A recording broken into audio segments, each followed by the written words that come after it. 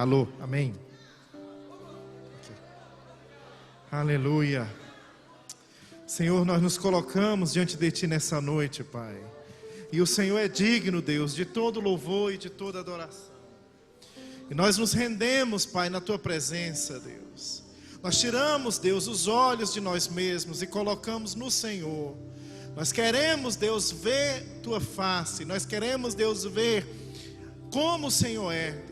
Por isso, Deus, nós oramos nessa noite, para que o Senhor abra o nosso coração, para que o Senhor abra o nosso entendimento, de uma forma, Deus, que seja tão clara, Pai.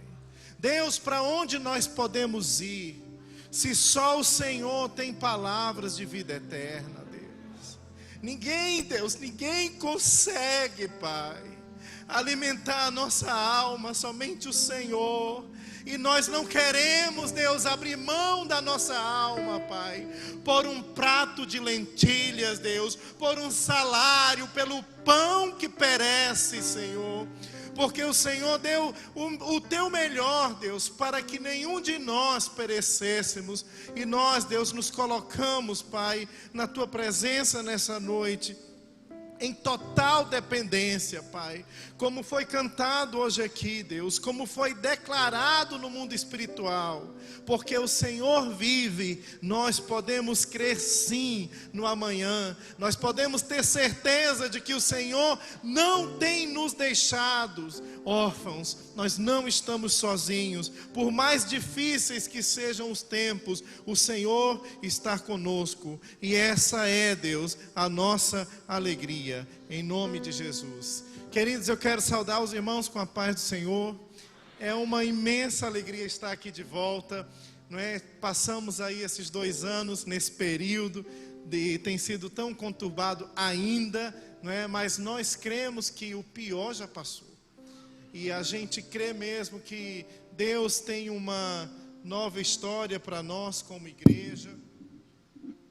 E quero dizer desde já que me sinto extremamente honrado por ter sido convidado a estar aqui. E eu tenho certeza que você não está aqui nessa noite para ouvir aquilo que eu tenho para falar. Não é a minha voz, não é a minha inteligência, não são as minhas ideias, não é a minha eloquência, não é a minha aparência, mas é a presença do nosso Deus. É a voz do nosso Deus. É a voz do nosso Deus que fala ao íntimo do nosso coração. Nós sabemos que Deus quer falar conosco. Irmãos, eu sinto realmente a presença de Deus. Eu não estou dizendo isso para que você dê glória a Deus e aleluia. Eu estou dizendo isso porque realmente é real. Eu estava ali, sentadinho no meu canto. E Deus mostrava uma mão sobre nós. E eu só tenho vontade de agradecer a Deus por essa mão. Porque o que é que nós podemos fazer separados, longe, distantes dessa mão? Você acha que o seu braço é mais forte do que a mão de Deus? Não foi pela força do seu braço que Ele te salvou. Não é por causa que aquilo que você tem para produzir para Ele, que atraiu, não é porque Ele quer usar você que Ele te salvou. Ele fez isso porque Ele ama você. Porque Ele se agradou de você. Não pelo que você tem a dar, mas pelo que você é. Porque quando você está no centro da vontade de Deus, irmãos, tudo aquilo que está no coração de Deus, tudo aquilo que é original, tudo aquilo que são os planos de Deus, escorre para essa terra através da sua vida.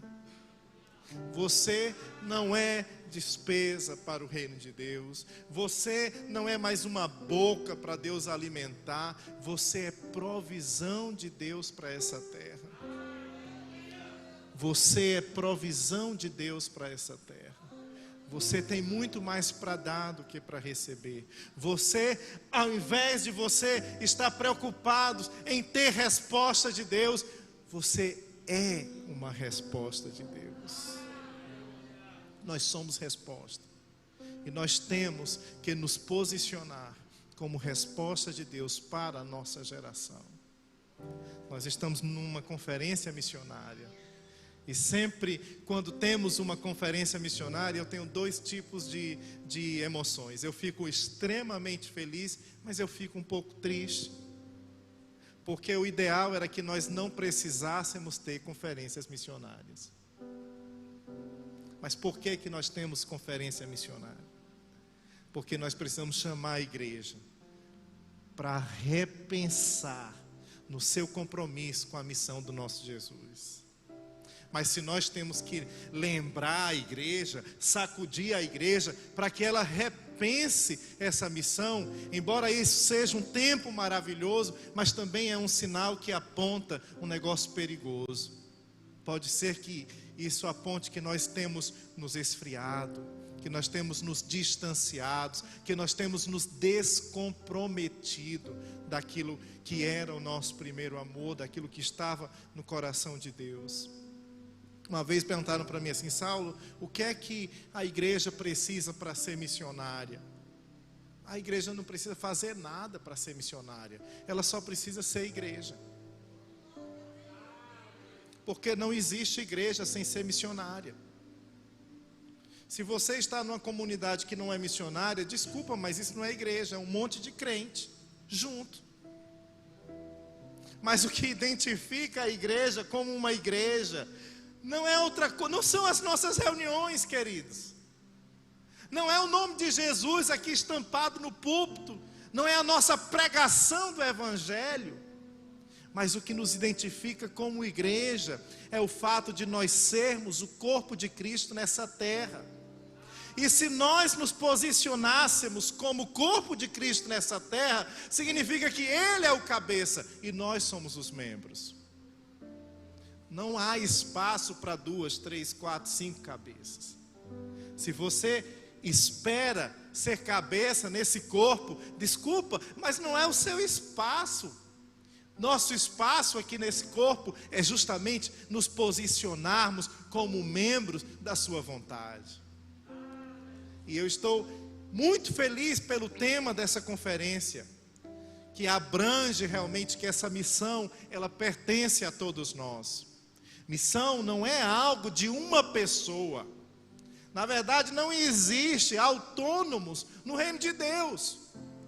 Missão é a manifestação do corpo de Cristo, alinhado com a vontade de Deus nessa terra.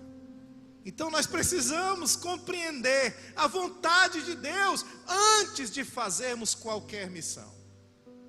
Porque não é qualquer coisa que a gente sai fazendo por aí. Só porque a gente põe o nome de Jesus no final da oração, que aquilo representa a vontade de Deus na terra. Nós temos o exemplo de Saul, que mostra-nos o que realmente significa. Porque Saul teve uma ideia maravilhosa, prática, talvez até muito louvável e aceita nos nossos dias. Saul tirou uma oferta, fez uma oferta, mas foi repreendido por Deus.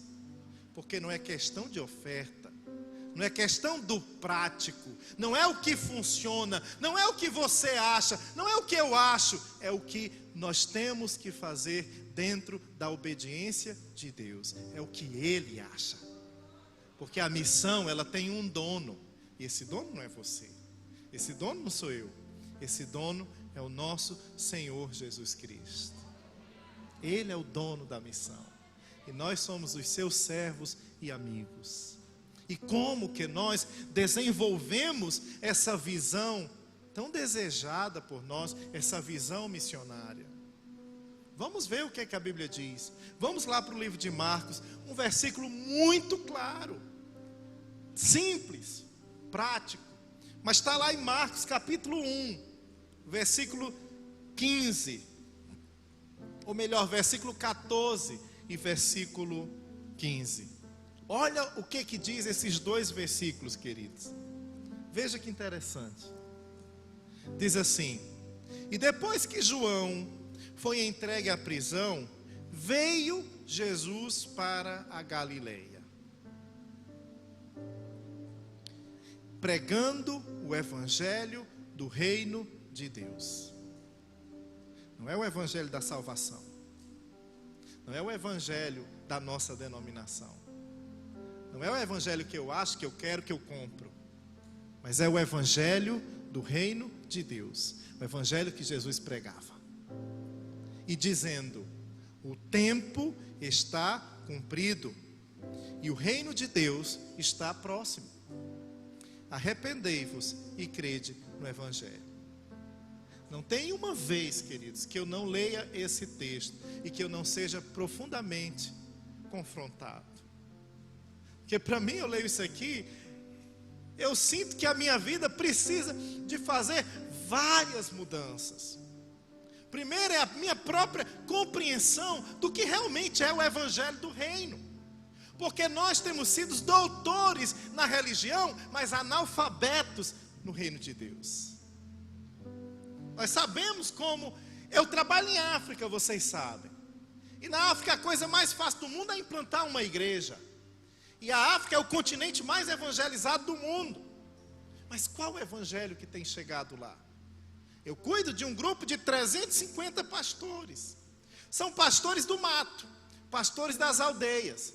E esses pastores, eles implantam a igreja, eles chegam numa árvore e começam a rezar. Eles falam rezar. E aí as pessoas da aldeia se aproximam dele e perguntam: o que você está fazendo? E ele diz: eu estou rezando.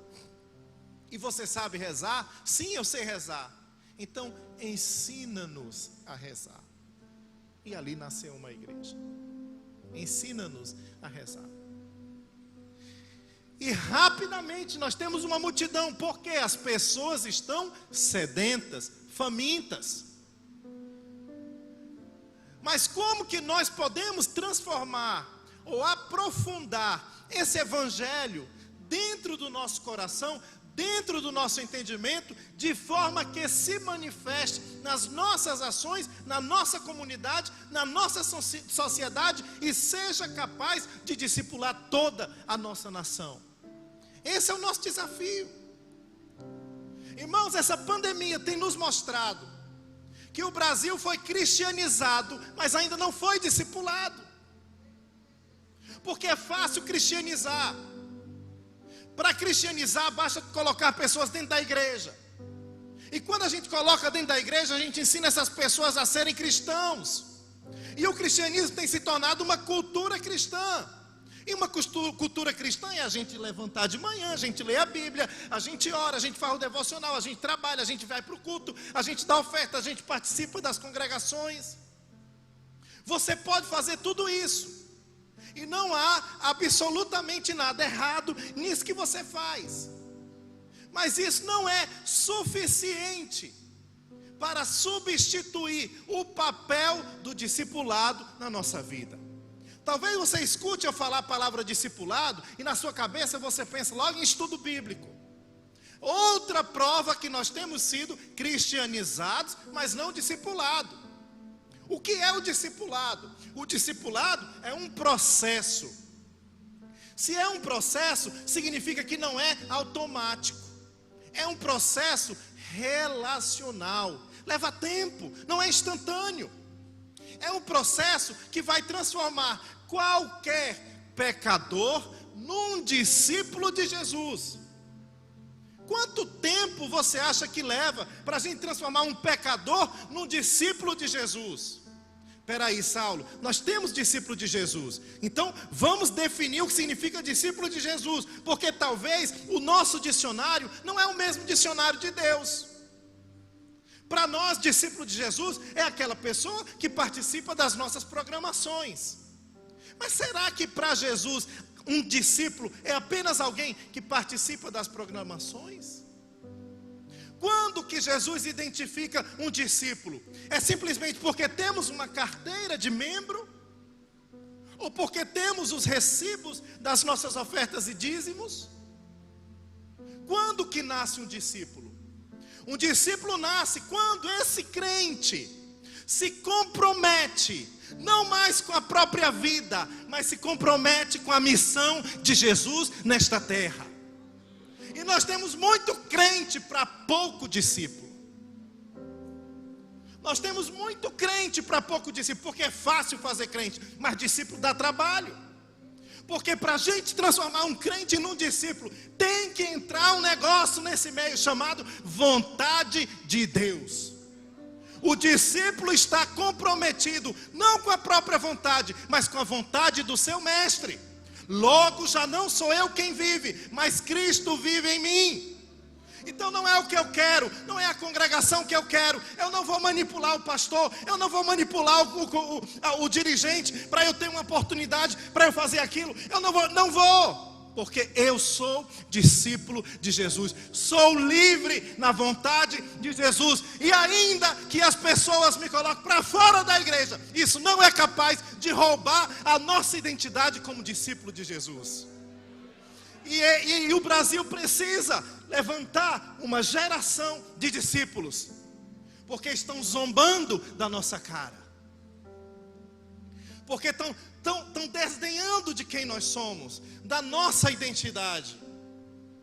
Mas sabe por quê? Porque nós não conhecemos a nossa identidade, nós não conhecemos nem mesmo o Deus que nós servimos. Porque talvez, se nós conhecêssemos, nós estaríamos trabalhando com Ele. Nós não estaríamos vendendo a nossa alma por 1 salário ou 2 salários. Mas nós estaríamos fazendo a vontade de Deus nessa terra, conforme a Bíblia diz que o justo vive pela fé. E se nós queremos um processo que seja de longo prazo, um fruto que permaneça, algo que seja eterno, nós precisamos ter uma visão bíblica da obra de Deus. Senão a gente vai estar acrescentando as nossas ideias, uma atrás da outra, e vamos ser apenas homens e mulheres, querendo adivinhar o que é que Deus quer fazer. Isso não reflete a identidade de um discípulo. Porque o discípulo sabe o que faz o seu Senhor. Mas aí entra um personagem nesse negócio que a gente tem pavor.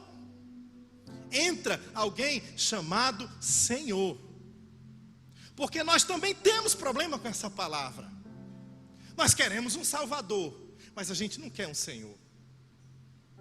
A gente quer ser salvo, mas a gente não quer que Jesus mande na nossa vida. A gente quer ser salvo, mas a gente não quer que Ele mexa nos nossos planos. A gente quer ser salvo, mas a gente não quer ser confrontado nos nossos pecados.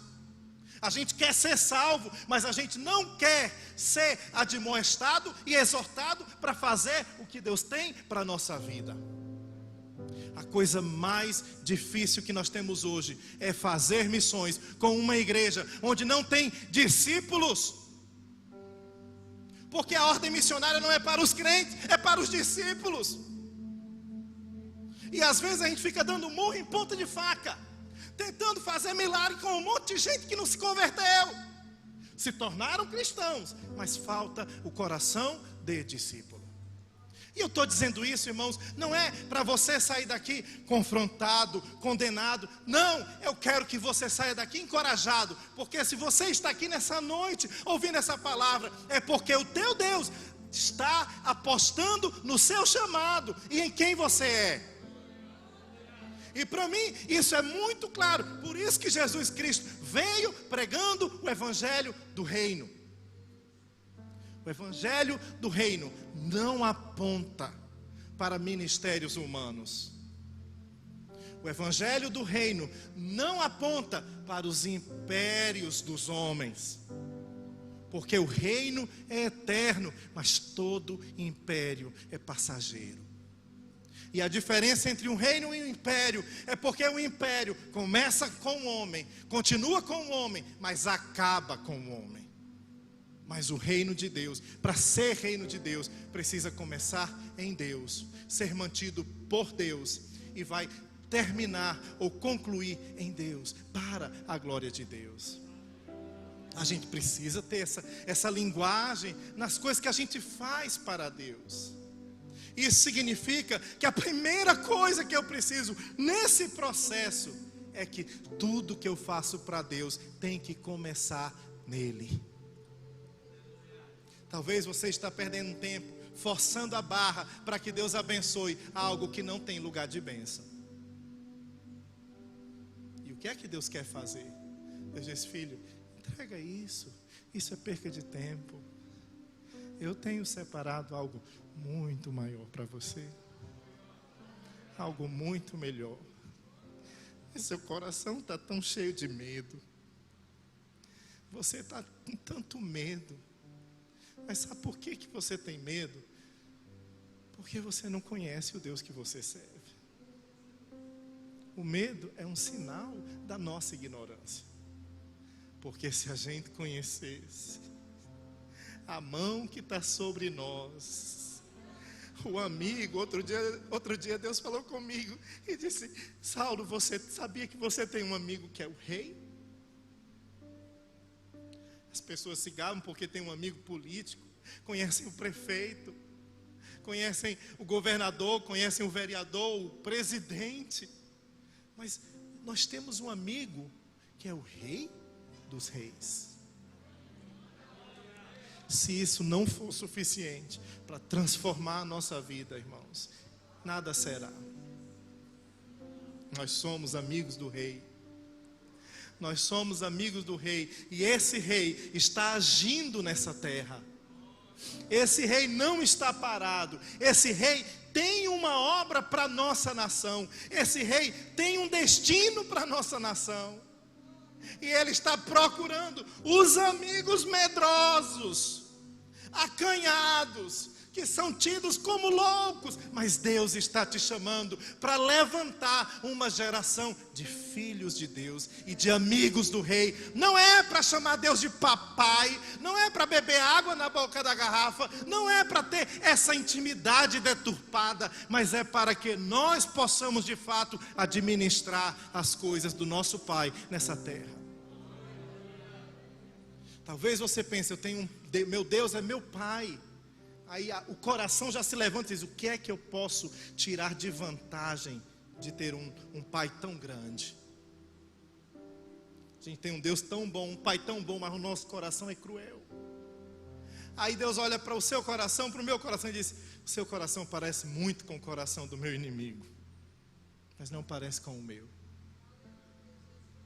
Porque o coração do inimigo está sempre procurando que tipo de vantagem ele pode tirar. Você pensa que Deus não sabe quando nós estamos orando, levantando as mãos apenas para receber para sentir um arrepio ou para ficar emocionalmente feliz? Deus sabe. E Ele sabe que isso é manipulação. Mas quando o nosso coração está nele: Senhor, ainda que você não fale, a minha vida te pertence. Deus, ainda que você não apareça, minha vida te pertence. Deus, eu estou aqui, não é porque eu mereço nada não, é porque o Senhor é digno de todo louvor e de toda adoração. Queridos, nós precisamos de uma igreja séria e madura, que esteja comprometida com a vontade de Deus para esses dias. Porque essa é a igreja que permanece. É a igreja que tem como manter-se firme diante de toda a pressão do inimigo. Mas sabe o que está acontecendo? No Salmo 11, versículo 3 diz que os fundamentos estão sendo destruídos. Os fundamentos estão sendo destruídos. Essa pandemia mostrou muita coisa. Essa pandemia chacoalhou a nossa sociedade. E nós vimos que a ciência fracassa. Nós vimos que a religião fracassa, que a política fracassa, porque tudo isso fracassa. Mas o que é de Deus permanece para sempre. E a gente precisa fortalecer os nossos alicerces em Deus. Em Deus. Para a gente fortalecer os alicerces em Deus, eu preciso falar a linguagem de Deus. E a linguagem de Deus é a linguagem daquilo que é eterno. Você nunca vai convencer a Deus para abrir mão do eterno para que Ele te dê o que é passageiro. A linguagem dele é o contrário. A gente abre mão do passageiro para ter aquilo que é eterno. Nosso corpo é passageiro. Nossas posses são passageiras. O seu cargo é passageiro. A nossa denominação é passageira. Mas o reino de Deus é eterno. A vontade de Deus é eterna. A sua identidade é eterna. O propósito que Deus tem para a sua vida é eterno.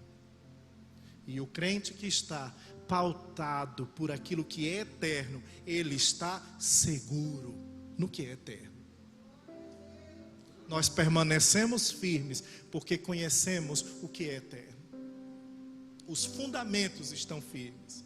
Salmo 11:3 diz: se os fundamentos forem destruídos, o que poderá fazer o justo? E nós temos deixado que esses fundamentos sejam destruídos pouco a pouco. Mas é tempo de nós resgatarmos os fundamentos da nossa fé, da igreja, da vontade de Deus, de forma a fortalecer a nossa nação. E nós vamos então em busca desses princípios que fortalecem esses fundamentos.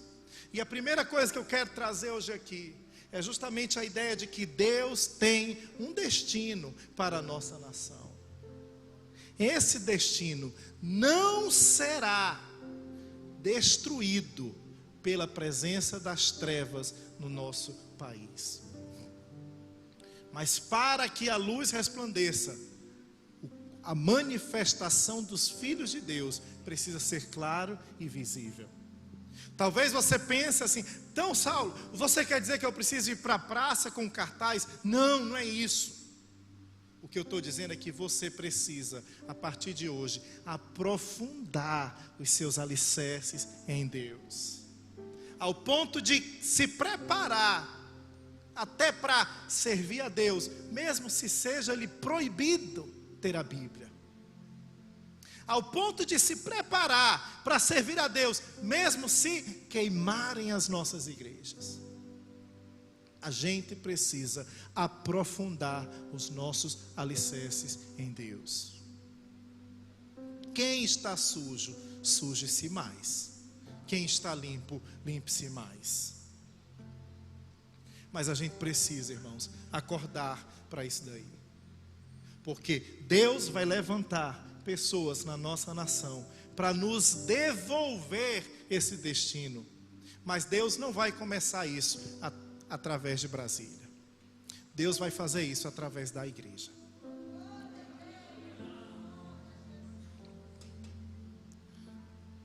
Porque não foi Deus que trocando de Faraó. Deus trocou o povo.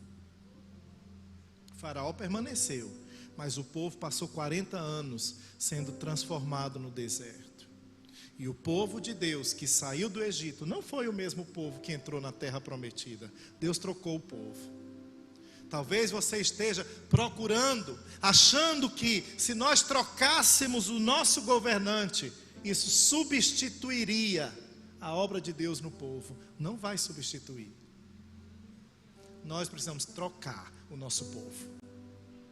Só que ao invés de nós morrermos no deserto, nós precisamos morrer para este deserto. Nós precisamos ser alicerçados naquilo que é eterno. Nós precisamos dar para Deus um novo corpo. Nós precisamos começar uma obra em que diz: Senhor, não estamos satisfeitos. Nós queremos mais. Nós queremos mais da tua vontade.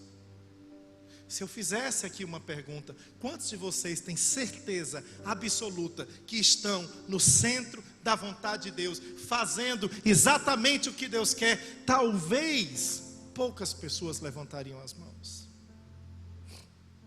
Mas como que nós queremos ser corpo de Cristo se a vontade de Deus não é a nossa prioridade?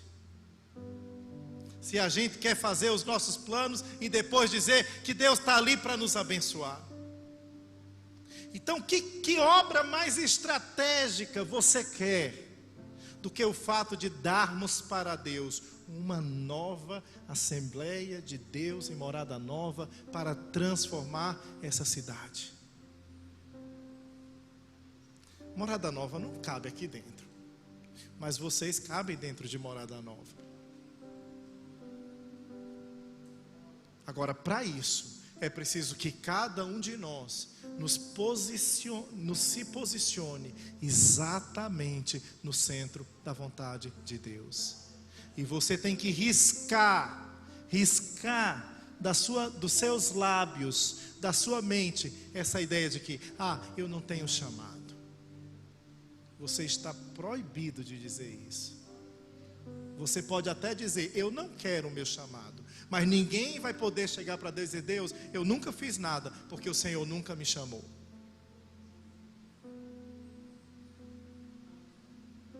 Você pode até dizer, Senhor, eu não quero. Mas olhar nos olhos e dizer, Senhor, você nunca me chamou. Isso não é verdade. Nós não sabemos como vamos viver esse chamado. Mas ninguém pode negar. E o Espírito de Deus está falando com pessoas aqui, profundamente. A sua maior oferta. Às vezes você tenta comprar a Deus com as obras das suas mãos, como se Deus fosse um dragão que a gente tinha que mantê-lo dormindo, e para isso a gente canta uma canção após a outra, para que ele nunca se mexa ou nunca interfira na minha vida ou nos meus planos. Isso não é fazer a vontade de Deus. Fazer a vontade de Senhor, nada que eu faço hoje, nada que eu tenho hoje é capaz de segurar a tua vontade na minha vida. Senhor, eu considero tudo o que eu tenho como esterco diante daquilo que o Senhor tem para mim. Mas eu quero o que o Senhor tem para mim. Se você se comprometer com o que Deus tem para você, irmãos, vocês não vão mais precisar de Saulo aqui pregando.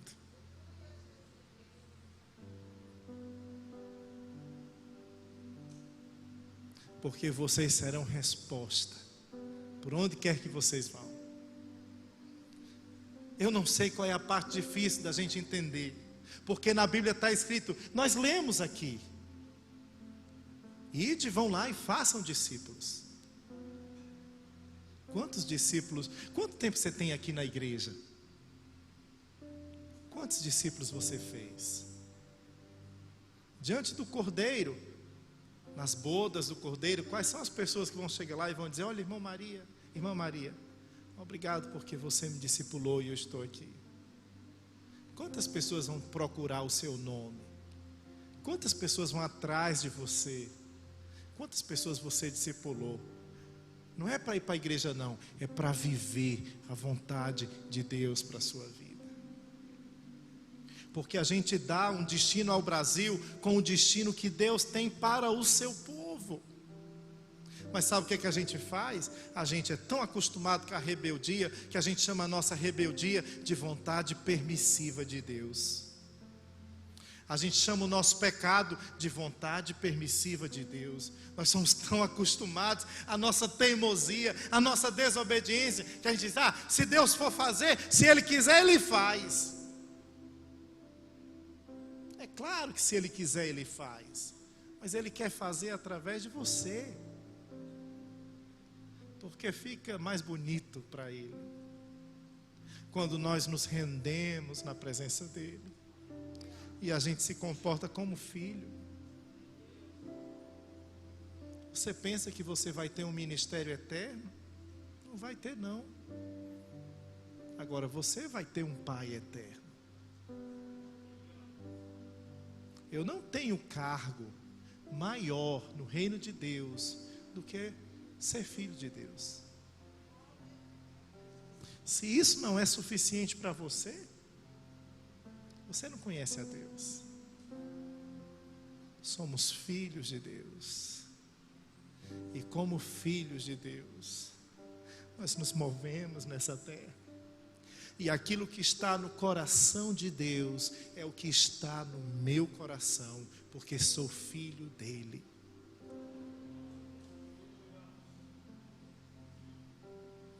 Talvez você não entenda isso, mas o Espírito de Deus pode traduzir de uma maneira muito graciosa, muito delicada, muito paciente no seu coração. Diga para ele: Deus, eu não estou entendendo isso que o pastor Saulo está falando, mas diz para mim o que o Senhor quer.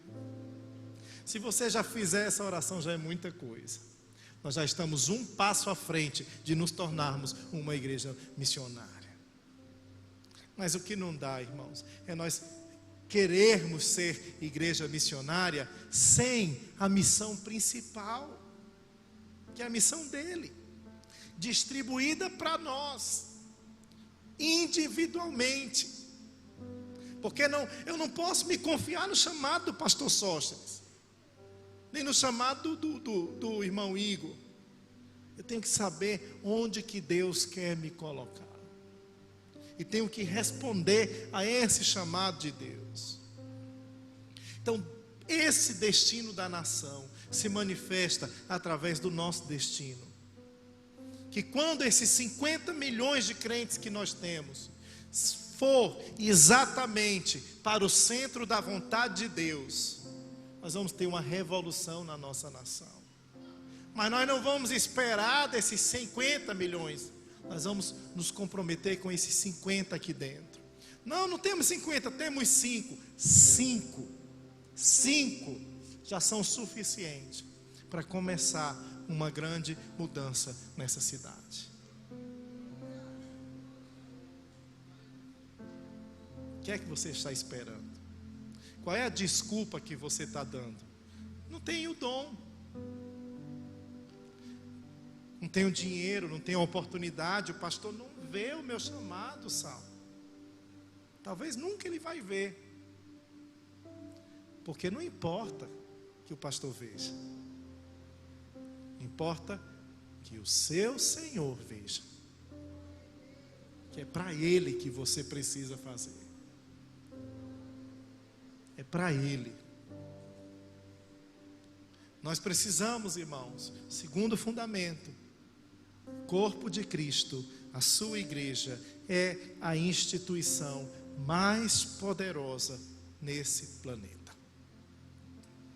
Você não precisa mais entender que nós somos o patinho feio do Brasil, que nós somos o esquecido, abandonado, pequeno. Não, a igreja de Cristo é a instituição mais poderosa no planeta Terra, que está avançando aos 4 ventos em todos os países. Em todos os países. Na China são 25 mil chineses todos os dias se convertendo a Jesus. No mundo muçulmano, em torno de 20 mil. E nós temos um avanço. Talvez você pense: a gente não vê isso. Não vai ver. Não vai ver. Porque o diabo está com os microfones aí das mídias. Mas quando nós ouvimos o Espírito de Deus falando com o nosso coração, o Espírito do Senhor nos guiará a toda a verdade. Deus está fazendo uma grande obra nas nações, através do seu corpo. Mas para isso, a gente precisa entender que não tem autoridade maior do que a autoridade do nosso Senhor Jesus Cristo nessa terra. E se Ele quiser, Ele para até o sol. Para um pouquinho para pensar no Senhor que você escolheu para ser o seu Senhor. Queridos, é algo muito grande. E isso tem que repercutir no nosso coração. E na maneira como a gente pensa, e na maneira como a gente planeja a nossa vida e o nosso futuro. Eu vejo que Deus está fazendo uma grande obra. O reino de Deus tem uma agenda. E essa agenda é administrada pela a igreja de Deus. Sabe por que a corrupção ainda reina no Brasil? Porque a igreja aceita. A igreja tolera. Porque se nós nos levantássemos contra a corrupção sairia do Brasil. Mas nós aceitamos, porque para nós nos levantarmos contra a corrupção, nós precisamos nos comprometer. Nós precisamos nos comprometer a tirar a corrupção da nossa vida e começar a discipular pessoas e começar a transformar cidades. Mas a gente não quer isso. Então é mais fácil nós orarmos. Então nós queremos acender uma luz sem ligar na energia. E a gente está perdendo tempo pedindo para Deus fazer um milagre. Enquanto que o milagre só eu pegar a tomada e ligar na energia. E a luz acende.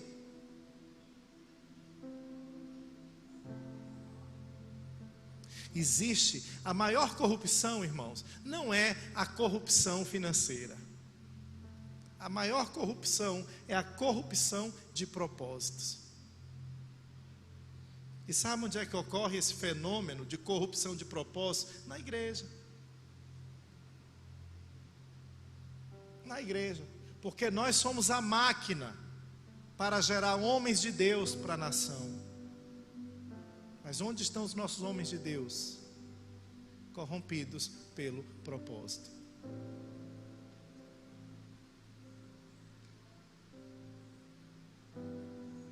E a gente resolve isso com um negócio chamado vocação. Ao invés de ministério por interesse, tem gente que vai procurar uma igreja. Quantas pessoas tem? Isso é diabólico. Isso não é reino. Isso é corrupto em forma de ministro. Porque o ministro de Jesus, ele se movimenta pela voz de Jesus. Não é pelas vantagens. Uma vez estava discipulando um médico. O médico queria ir para missões. Sabe o que foi que o pastor dele disse? Não vejo vantagem nenhuma em você querer ser missionário. E ele chegou para mim arrasado. Eu disse, realmente o seu pastor está certo. Não tem vantagem em ser missionário. Mas a vida da gente não é correr atrás de vantagens. Pelo contrário. A vida da gente é consumir a nossa própria vida para a glória de Deus. A Bíblia diz, quem quiser salvar a sua vida, vai perdê-la. Está escrito. Mas quem quiser perdê-la, vai salvar. Foi assim que você foi evangelizado? Talvez não. Mas a gente precisa ser re-evangelizado com o evangelho do reino. Somos salvos. Nós não estamos falando de um povo incrédulo, teimoso, pecador. Não, nós estamos falando do melhor que Deus tem na nação brasileira. É o seu povo. Mas que a gente precisa tirar pouco a pouco esses paradigmas do nosso entendimento, para que seja liberado uma unção que a gente não fazia nem ideia que existia. Eu trabalho, irmãos, contra esse negócio chamado corrupção de chamados. Eu passei 4 anos num seminário teológico, estudando teologia. E quando eu disse para os meus colegas, 4 anos de pessoas estudando a Bíblia. E quando eu disse para eles que eu ia para missões, eles disseram, por que você vai para missões? Não dá futuro. Essas pessoas estudam a Bíblia, mas têm uma mente que não estão de acordo com a mentalidade bíblica. E se a gente não renovar a nossa mente, o que é que acontece? A gente não experimenta a vontade de Deus. Está escrito. E o que é que a gente faz quando a gente está longe da vontade de Deus? A gente chama tudo de vontade de Deus. Quando a gente não tem propósito, todo propósito serve. Quando a gente não sabe o que Deus quer para a nossa vida, qualquer chamado, quando a gente não tem propósito, a gente se guia pelas propostas. A proposta substitui o propósito. Então, ao invés de você fazer o que Deus chamou você para fazer, você está simplesmente aceitando as propostas dos homens. Quando nós não temos propósitos, nós nos guiamos apenas pelas propostas. Mas quando um homem sabe o seu propósito, ele é capaz de abrir mão das propostas humanas para permanecer firme no propósito que Deus tem. Você já parou para imaginar o que seria uma igreja feita com pessoas cheias de propósito? Mas não, ao invés de sermos cheios de propósito, nós somos cheios de problemas. A gente tem que substituir os problemas pelos propósitos, para que sejamos a igreja que Deus quer. Sabe por que tem muito problema no meio da igreja? Porque tem pouco propósito. Mas quanto mais propósito, menos espaço nós damos para os problemas. Porque a gente começa a considerar os propósitos de Deus. A pessoa não gosta da gente, a gente considera o outro superior a nós mesmos. Fulano nos traiu, a gente perdoa. Porque nós estamos firmes no propósito. Nós não temos tempos para ressentimentos, para mágoas, mimimis e etc. Mas estamos firmes no propósito. E esse propósito é muito maior do que qualquer problema que você tenha nessa vida. Já está escrito: a leve e momentânea tribulação não serve para comparar com o que está reservado para nós no porvir. Propósito. Agora, sem propósito, os crentes se ocupam com o quê? Com problema.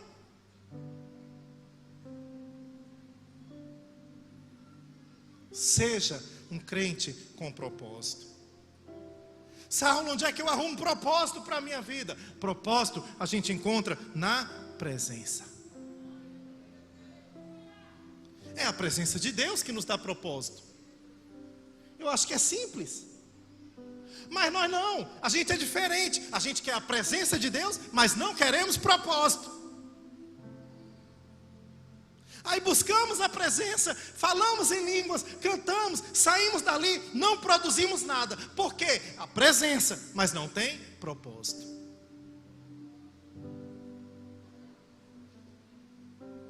Como foi o culto? Maravilhoso. O que foi que Deus fez? Não sei, mas foi maravilhoso. Da última vez que eu vim até hoje, vocês ouviram no mínimo 112 pregações. Essas 112 pregações já é pregação suficiente para que nunca mais você escute uma pregação na sua vida. E se você decidir viver essas 112 pregações que você ouviu, você ainda não tem tempo nessa vida para aplicá-las. Mas não, nós queremos mais 112. Nós queremos mais 112. Porque nós somos viciados em ouvir. Nós transformamos a igreja num auditório. Na nossa cabeça a igreja é um auditório. Mas o que a Bíblia diz? A Bíblia diz: tornai-vos, pois, praticantes da palavra, e não apenas ouvintes. E a Bíblia diz por quê? A Bíblia diz que os ouvintes enganam-se a si mesmos.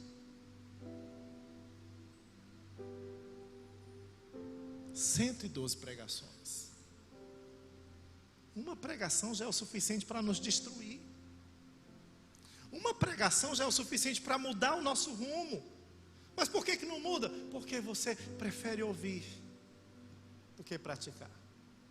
Falta alinhar o coração. E nós ainda queremos que Deus se manifeste, que Deus sirva, que Deus faça. Irmãos, a gente calado está errado. Porque nós queremos ser missionários, mas a gente é um pouco cínico. Tanta coisa que Deus já falou com você. Tanta coisa que Deus já falou comigo. A gente tem que voltar no nosso coração e dizer: Senhor, me leva a última vez que você falou comigo. Porque eu não quero mais ser ouvinte apenas. Eu quero praticar a tua palavra. Não precisa me dar muita palavra não. Basta me dar uma palavra. E eu vou aprender a praticar essa palavra. E quando eu aprender a praticar essa palavra, o Senhor me dá outra. E quando eu aprender a praticar essa palavra, o Senhor me dá. Mas não, nós corremos para a casa da Bíblia, nos enchemos de livros, temos essa altura de Bíblia de estudo, e achamos o máximo, somos obreiros aprovados. É nada.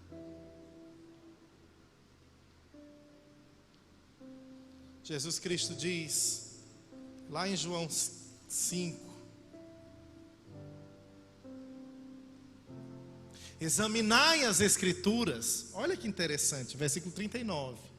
Examinai as Escrituras, porque vós cuidais ter nelas a vida eterna, e são elas que de mim testificam. Não quereis vir a mim para terdes vida. É mais fácil a gente ter um livro do que ir para o Jesus mesmo. Minha filha estava com uma ideia de fazer missão não sei aonde. Eu disse, Alice, vamos falar com o Nazareno. E ela disse, mas quem é o Nazareno? Um amigo. Que amigo, papai? Minha filha, o Nazareno, o da Galileia. Ele é que é o nosso amigo. Fala com o Nazareno. Chega para o Nazareno e diz, Nazareno, o que é que está faltando para mim? Tem essa coragem. Mas Jesus é essa pessoa. A gente tem medo de um Deus próximo. A gente quer mesmo Deus distante, para a gente gritar como se Ele não ouvisse. É melhor do que um Deus presente que fala baixinho e que confronta, que não alisa, mas que fala no profundo do nosso coração.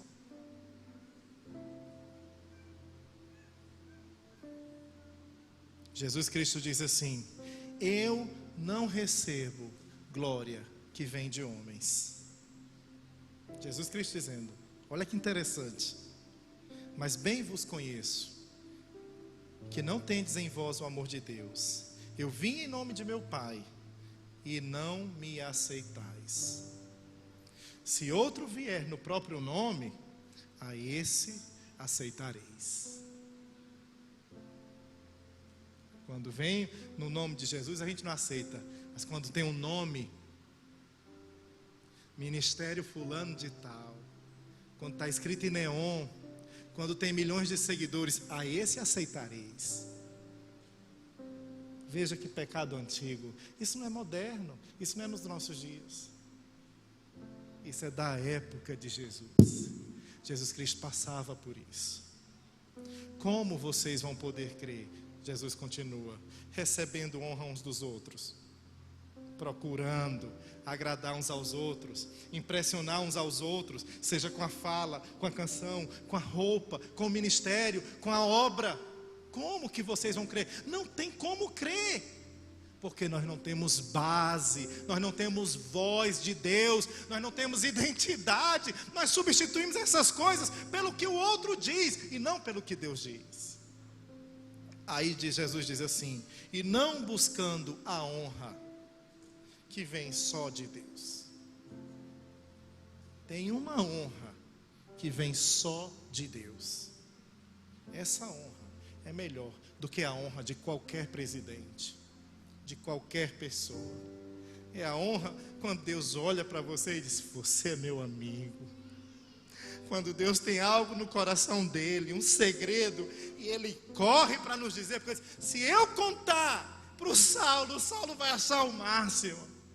Mas às vezes Ele conta para o João, para Maria, e a Maria vai achar, isso é coisa da minha cabeça, isso é doideira. Há uma honra que vem só de Deus. E essa honra, irmãos, é quando o Senhor nos chama para fazer a sua obra. Eu não sei se eu já contei aqui, talvez eu tenha contado isso aqui da última vez que eu vim, mas isso me marcou profundamente. Eu sempre quis ir para Israel, mas eu não queria ir como turista. Eu queria ir como uma pessoa comum. E Deus me chamou para ir para Israel, para Nazaré. Eu fui convidado para dar aula para o povo de Nazaré. Eu, um gentio de Fortaleza, fui convidado para dar aula em Nazaré, no lugar onde tudo começou. Mas ali eu tinha judeus e árabes, e eu estava falando de Jesus naquele lugar. Irmãos, eu fiquei tão emocionado, porque isso é coisa que dinheiro não faz. Isso é coisa que dinheiro não faz. Você precisa aprender a chegar no birô de Deus, onde tem os planos e projetos de Deus.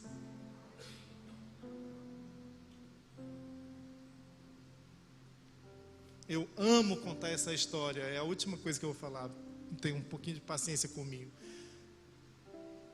Eu morava em Itapipoca e Deus me chamou para ir dar aula na Sibéria, na Rússia. Estava lá dando as minhas aulinhas no ensino médio. E Deus me chamou para dar aula para um grupo de russos da igreja perseguida lá na Sibéria. Era um grupo de 5, 6 pessoas.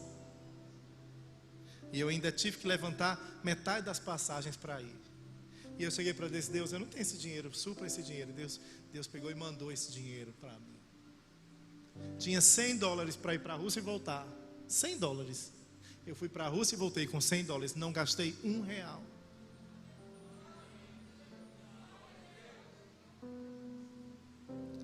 Mas você chega, são projetos assim que você encontra no birô de Deus. No birô dos homens você coloca lá $1.000 para dar aula para 6 pessoas na Rússia. O que é que os homens dizem? Tá caro. Pegue R$50, vai para Calcaia.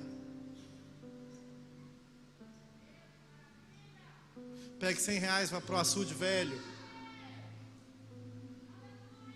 Porque o birô dos homens é direcionado pelo bolso, não pela voz de Deus.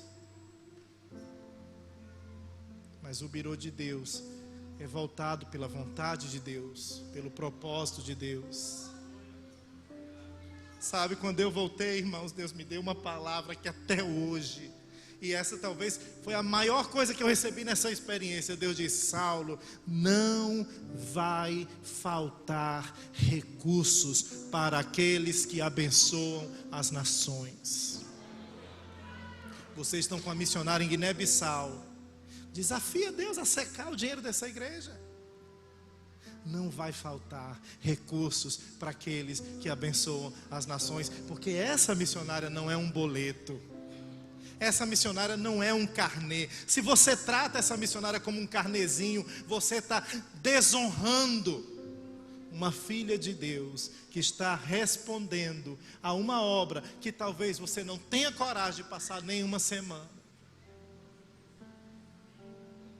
E a gente precisa ter acesso a esse birô de Deus, pensar, nos reunir com esse birô de Deus para saber: Deus, eu tenho um monte de projetos, mas eu quero os teus projetos, porque os teus projetos são melhores. Os teus projetos já vêm com a garantia de sucesso. Os teus projetos já vêm com a provisão. Eu quero, Deus, os teus projetos. Vamos ficar de pé para nós orarmos.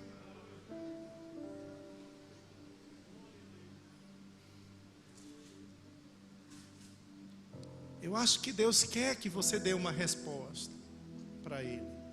Não é para mim não precisa vir aqui à frente não. Mas dê essa resposta para Deus, onde você está. Peça para Deus abrir os olhos do seu coração, para que você enxergue a sua realidade a partir dos olhos dele. Você vai começar a ver a sua família, que você reclama tanto, mas veja com os olhos de Deus. A sua escola, o seu trabalho, veja com os olhos de Deus. A sua cidade, a sua comunidade, veja com os olhos de Deus. Você já parou para pensar assim: Deus, quais os teus projetos missionários para o meu contexto? O contexto que eu estou inserido, o quarteirão que eu moro. Quais são os teus projetos missionários? O que o Senhor quer fazer hoje? Eu quero ser resposta. Amém? Senhor, nós queremos te louvar, Deus, pela tua palavra, Pai.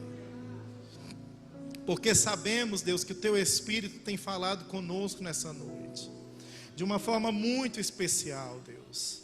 E nós queremos, Deus, que o Senhor seja honrado, que o Senhor receba o nosso coração, que o Senhor receba a nossa oferta viva, que nós nos rendemos diante de Ti, Pai. A gente só quer desaparecer, Deus, e que o Senhor desapareça, que o Senhor se mostre, que o Senhor se manifeste. Ah, Deus, eu tenho até vergonha dos meus próprios planos, porque eles são tão pequenos perto dos Teus planos, Senhor. Mas nos dá coragem, Deus, para substituir os nossos projetos pelos Teus projetos, um a um. Deus, nos dá coragem para não abrirmos mão dos sonhos que o Senhor já tem depositado nos nossos corações. Deus, nos dá coragem, Deus, para confrontar o nosso próprio coração e nos levantar, dizendo: Senhor, eis-me aqui, usa-me a mim, envia-me a mim, usa a nossa vida, Pai. Mas nós queremos ser uma igreja de discípulos, nós queremos ser uma igreja de pessoas que vivem não o evangelho de 2 páginas, mas o evangelho do reino, o evangelho do reino, o evangelho do reino para a nossa nação e para todas as nações da terra. Que o Senhor receba, Deus, as respostas dos Teus filhos, Pai. Que o Senhor receba essa resposta, Deus, como culto. E que o Teu Espírito continue operando no nosso meio. Em nome de Jesus. Amém e amém. Aleluia, Jesus. Se eu me